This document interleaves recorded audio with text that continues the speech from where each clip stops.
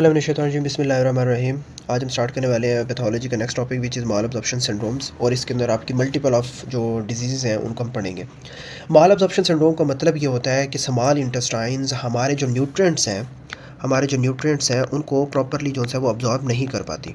ठीक है, अब इसके अंदर नॉर्मली जो स्मॉल इंटेस्टाइन्स होती है वो हमारे carbohydrates, proteins, fats, vitamins, minerals, जितनी भी चीज़ें होती हैं ये क्या करती हैं, अब्जॉर्ब करती हैं। लेकिन अगर उसमें अंदर अब्जॉर्प्शन ना हो तो जो हमारे न्यूट्रिएंट्स होते हैं तो वो हमारी स्मॉल इंटेस्टाइन के अंदर ही रह जाते हैं, जिसकी वजह से जो सिम्टम्स हैं वो डेवलप होना स्टार्ट हो जाते हैं, जैसे कि डायरिया। अब डायरिया क्यों हो जाता है? क्योंकि जब जो न्यूट्रिएंट्स हैं वो अनअब्जॉर्ब रहेंगे तो उसकी वजह से जो हमारा ऑस्मोटिक प्रेशर होता है, जो ऑस्मोटिक प्रेशर है वो क्या हो जाएगा, बढ़ जाएगा। तो जब ऑस्मोटिक प्रेशर जो है वो ल्यूमन के अंदर बढ़ जाता है तो जो वाटर होता है वो इंटेस्टाइन के क्या रह जाता है, अंदर रहना स्टार्ट कर देता है। वाटर जो होता है वो स्टे करना स्टार्ट कर देता है, जिसकी वजह से क्या होना हमें स्टार्ट हो जाता है, डायरिया। स्टोरिया क्यों हो जाता है? क्योंकि जब हमारा फैट की डाइजेशन प्रॉपर नहीं होगी, अब्जॉर्प्शन फेल हो जाएगी, तो उसकी वजह से हमारा जो फैट है वो हमारे किसके अंदर पास होना स्टार्ट हो जाएगा, स्टूल के अंदर, जिसकी वजह से उन पेशेंट को क्या होना स्टार्ट हो जाते हैं, बल्कि और ऑयली स्टूल्स, बल्कि और ऑयली स्टूल्स। और ये बड़ा कॉमन होता है, जब ऐसे स्टूल पास होते हैं ना तो पेशेंट को खुद आइडिया हो जाता है कि कुछ ना कुछ मसला चल रहा है। वेट लॉस क्यों होता है? क्योंकि body is not getting enough carbs, proteins, nutrients. Weakness because of energy deficiency, vitamin and mineral deficiency. अब इसके अंदर हमारी मैक्सिमम आपके फॉर एग्जांपल आयरन की डेफिशिएंसी होना स्टार्ट होती है, जिसकी वजह से पेशेंट को अनीमिया हो जाता है। ठीक है, इसके अलावा विटामिन B12 हो सकता है, जिसकी वजह से न्यूरोपैथी के कुछ फीचर्स देखने को मिल सकते हैं। विटामिन डी जो है वो आपके डेफिशिएंसी हो सकता है, जिसकी वजह से बोन जो है उसकी क्या होना स्टार्ट हो जाती है, वीकनिंग होना स्टार्ट हो जाती है। विटामिन के, जिसकी वजह से आपको क्या होना स्टार्ट हो जाती है, ब्लीडिंग होना स्टार्ट हो जाती है। तो स्क्रीन फॉर फीकल डाइट और सडन फैट, यानी कि हमारी जब भी जो फैट माल अब्जॉर्प्शन को कन्फर्म करने के लिए हम डिटेक्ट करते हैं फैट को। और सुडान जो स्टेन है उसका ये होता है कि हम जो डाई है वो देते हैं, जिसकी वजह से हमें जो स्टेन्स हैं उसके ऊपर क्या नज़र आते हैं, फैट ड्रॉपलेट्स जो है वो नज़र आते हैं। नॉर्मल जो स्टूल होता है उसके अंदर बहुत कम स्टूल के जो फैट है वो नज़र आते हैं, लेकिन माल अब्जॉर्प्शन में बहुत सारे जो फैट ड्रॉपलेट्स हैं, रेड फैट ड्रॉपलेट्स हैं, वो हमें नज़र आ रहे होते हैं। क्लियर?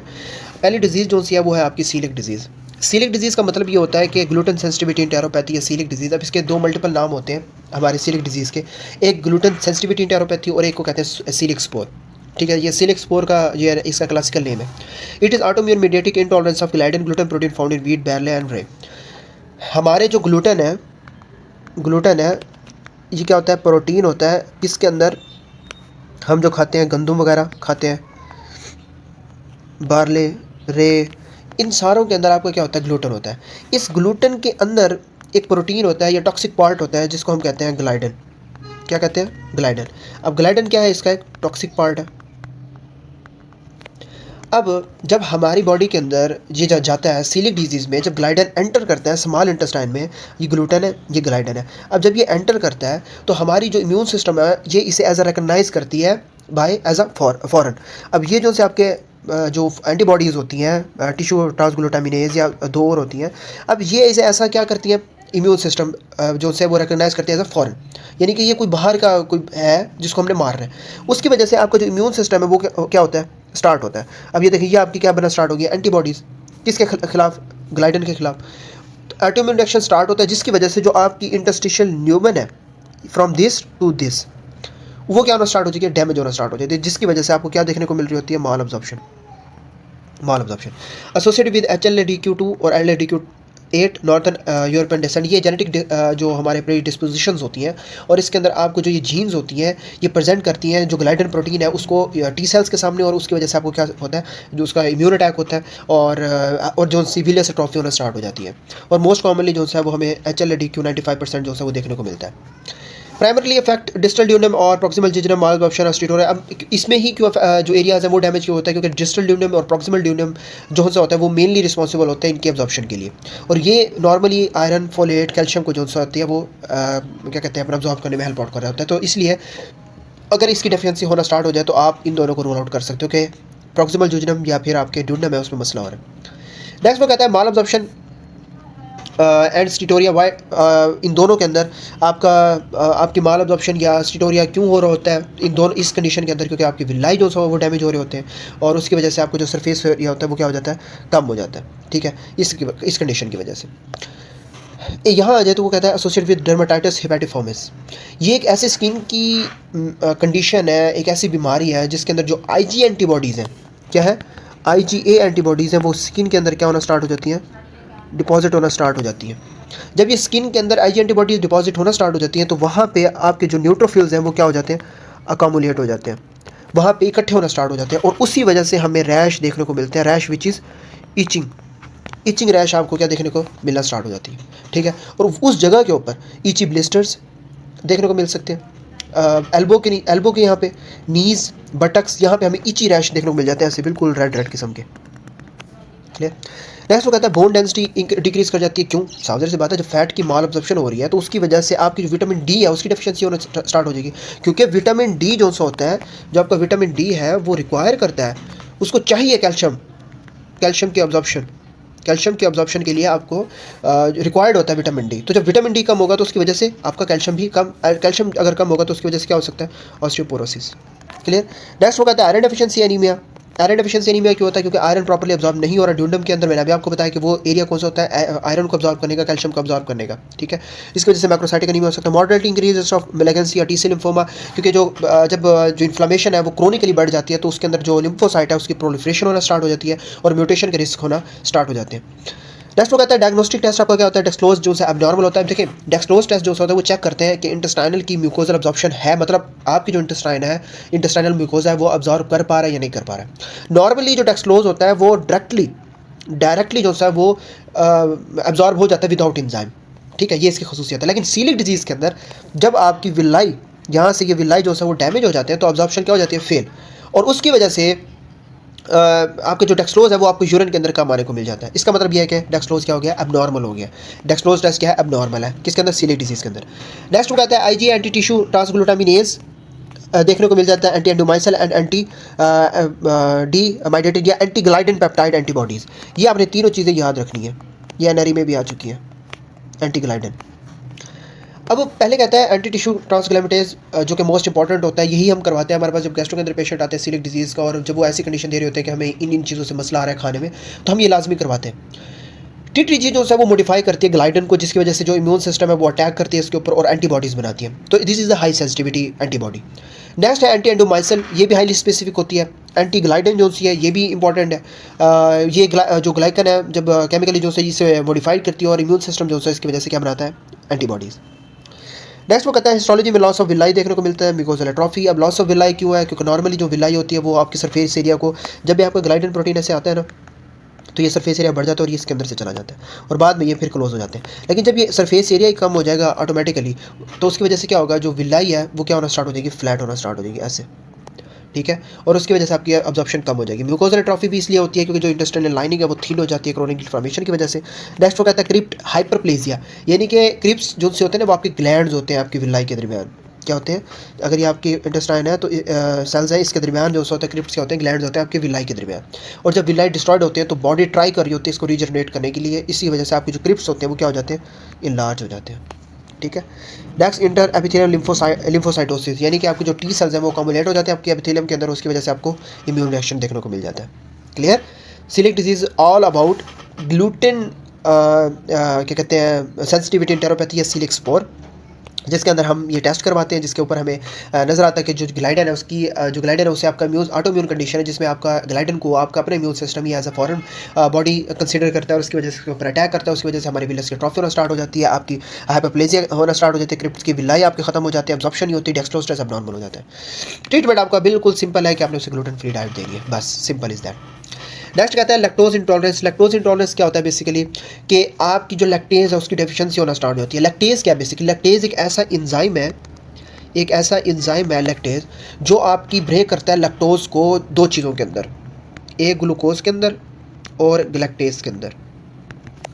अब जब लैक्टेज ही नहीं होगा तो क्या लैक्टोज डाइजेस्ट होगा? नहीं होगा। तो इसी वजह से हमारे जो लैक्टोज इंटॉलरेंस है वो हमें होना स्टार्ट हो जाती है। Normal appearing villi except with secondary to injury at the tip of villi, वैसे नॉर्मल जो विलाई है जैसे सिलिक डिजीज़ में एट्रोफी होगी, क्रिप्ट हाइपरप्लेजिया हो गया या विलस आपकी जो से वो डैमेज हो गई है, यहाँ पे ऐसा नहीं होता। स्ट्रक्चर इंटेस्टाइन का नॉर्मल रहता है, लेकिन जो इंजाइम्स होते हैं वो आपके मिस हो जाते हैं। सेकेंडरी टू इंजरी का मतलब ये है कि जब लैक्टेज जो लैक्टेज है वो आपका विलस की, फॉर एग्जाम्पल ये विलस है, इसके ऊपर आपका लैक्टेज पड़ा होता है, जो फिर जब लैक्टोज आता है तो उसको क्या करवा लेता है, आपकी उसकी चेंज करवाता है ग्लूकोज में और लैक्टोज के अंदर। अगर आपकी विलाई जो है वो इंजर हो जाए किसी भी इन्फेक्शन की वजह से, क्लियर, क्योंकि हम इसमें एंटीबायोटिक्स वगैरह भी देते हैं। तो जब हम फॉर एग्जांपल अगर आपकी डैमेज हो जाए किसी भी इन्फेक्शन की वजह से, तो जो लैक्टेज है वो क्या हो जाता है, कम हो जाता है। तो जब कम होता है तो उसे हम कहते हैं कि this is the case of secondary lactose intolerance. Next वो कहता है osmotic diarrhoea, decrease stool pH, colonic bacteria ferment lactose. यानी कि ऑस्मोटिक डायरिया क्यों होता है, क्योंकि अनडाइजेस्टिव जो लैक्टेज है वो क्या करता है, जो आपकी बैक्टीरिया को क्या करता है, फर्मेंट करता है। यानी कि उसके अंदर आपका जो एसिड है वो बनाना स्टार्ट कर देता है। इसकी वजह से आपका जो डायरिया, जो आपको क्या देखने को मिल जाते हैं, ऑस्मोटिक डायरिया और एसिडिक स्टूल। नेक्स्ट वो कहता है लैक्टोज हाइड्रोजन ब्रेथ टेस्ट करवाते हैं, पॉजिटिव है for lactase malabsorption if post lactose breath hydrogen values increase more than 20 ppm compared with the base line.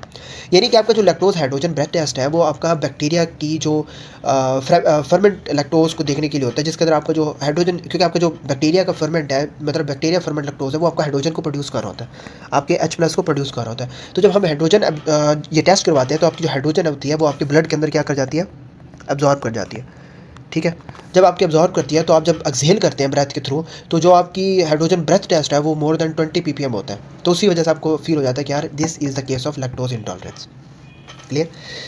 अच्छा, नेक्स्ट बात करते हैं पैंक्रेटिक इंसफिशिएंसी में। पैंक्रेटिक इंसफिशिएंसी का सिंपल सा मतलब है कि जब आपके पैंक्रियाज काम नहीं कर रहे तो उसकी वजह से आपके जो एंजाइम्स हैं, इंपॉर्टेंट एंजाइम्स हैं, या आपकी जो एमाइलेज है, लाइपेज है, प्रोटीएज है, या आपकी जो ड्यूडम के अंदर जो अल्कलाइन एक नेचर पैदा करने की सलाहियत होती है वो क्या हो जाती है, ख़त्म हो जाती है। Due to chronic pancreatitis, cystic fibrosis, obstructing cancer, यानी कि जो पैंक्रियाज है वो आपके डाइजेस्टिव एंजाइम को प्रोड्यूस कर रहा होता है। अगर पैंक्रियाज डैमेज हो जाए किसी भी कंडीशन की वजह से, इन कंडीशंस की वजह से, तो क्या हो सकता है, आपके एंजाइम क्या हो जाएंगे, absent, which cause a malabsorption of fat soluble protein A, D, E, K as well as vitamin B12। जब आपके लाइपेज एंजाइम, आपके जो लाइपेज एंजाइम है वो क्या कर रहे होते हैं, फैट को डाइजेस्ट कर रहे होते हैं। लाइपेज नहीं है तो उसकी वजह से क्या होगा, आपके फैट अब्जॉर्ब नहीं होगा। जब फैट अब्जॉर्ब नहीं होगा तो which leads to steatorrhoea. Clear.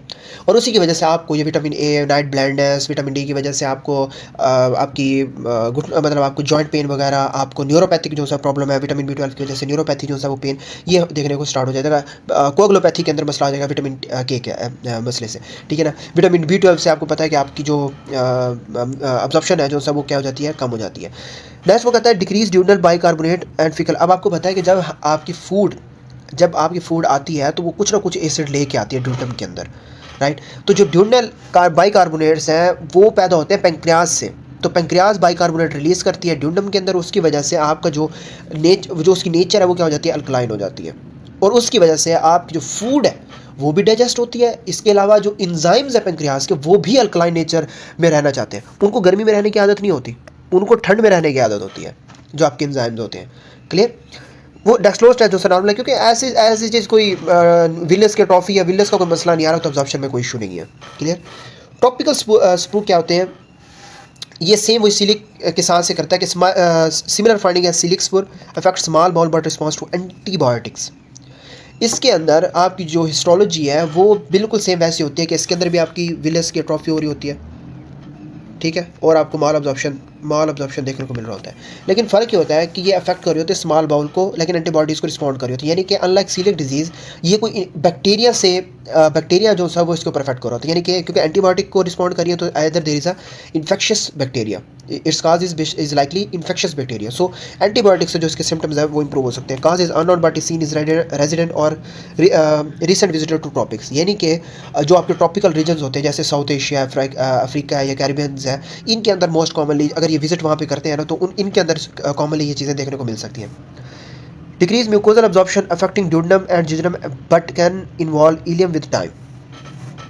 अब मोस्ट कॉमनली क्या होता है कि इस डिजीज़ के अंदर आपकी जो म्यूकोजल अब्जॉर्प्शन है वो क्या हो जाती है, कम हो जाती है, जिसकी वजह से अफेक्ट कर रहा होता है ड्यूडनम को और जिजनम को, और इलियम भी इसके अंदर इन्वॉल्व हो सकता है बिकॉज ऑफ एंटीबायोटिक जो सा आपका जो सा है वो problem.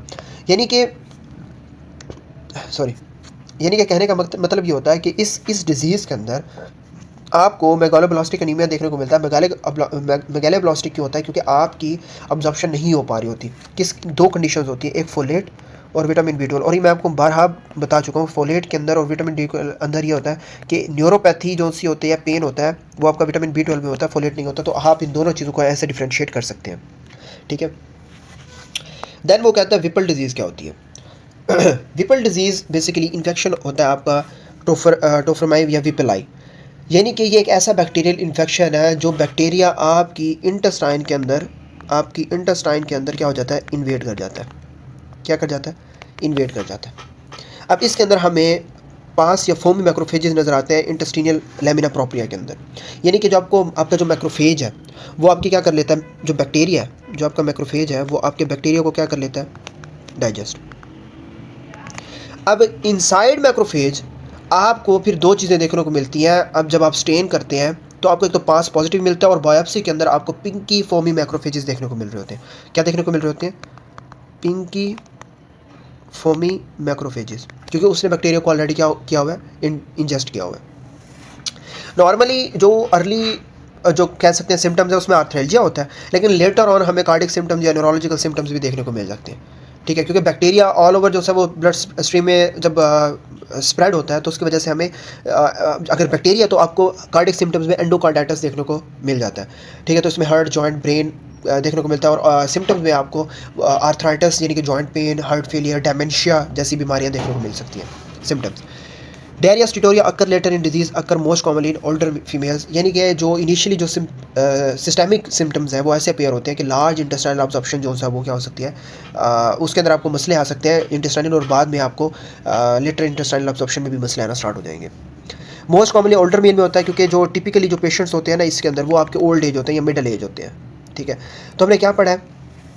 Coeliac disease basically autoimmune gluten damage, यानी कि जो ग्लूटेन है वो आपका प्रोटीन है, उसके अंदर ग्लाइडेन है, वो उसको एज अ फॉरेन बॉडी लेते हैं और उसके खिलाफ जो होता है वो एंटीबॉडीज़ जो है वो बनना स्टार्ट हो जाती है। और एंटीबॉडीज़ कौन सी? एंटी टीटीजी, एंटी एंडोमाइसिन और एंटी ग्लाइडेन। ठीक है, ये तीन आपने याद रखनी है। फिर इसके बाद लैक्टोज इंटॉलरेंस, इसके अंदर आपकी लैक्टेज, जो लैक्टोज को ग्लूकोज और फ्रक्टोज में चेंज कर रहा होता है, लैक्टेज के अंदर ग्लूकोज और लैक्टेज के अंदर चेंज कर रहा होता है, उसकी डेफिशिएंसी हो जाती है। विलाई के ऊपर जो होता है वो डिक्रीज हो जाता है। विलस डिस्ट्रॉय नहीं होता, लेकिन विलस की जो है वो उसकी जो अमाउंट है वो क्या हो सकती है, डिक्रीज हो जाती है किसी भी इंजरी की वजह से।